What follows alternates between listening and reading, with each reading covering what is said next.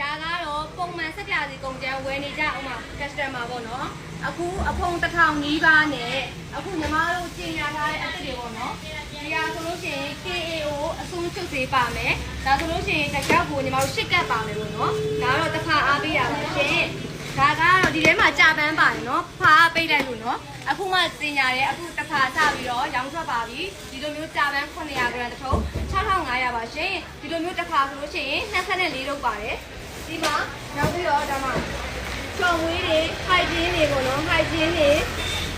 အစုံရောင်းဆုံးပေါ့နော်ရောင်းဆုံး6ပါကင်ယူတယ်ပြီးတော့ဒီမှာလက်ဆက်ပြကြီးနော်လက်ဆက်ပြကြီးတစ်ခါမှာ16ခုပါတယ်ရှင်နော်16ခုပါတယ်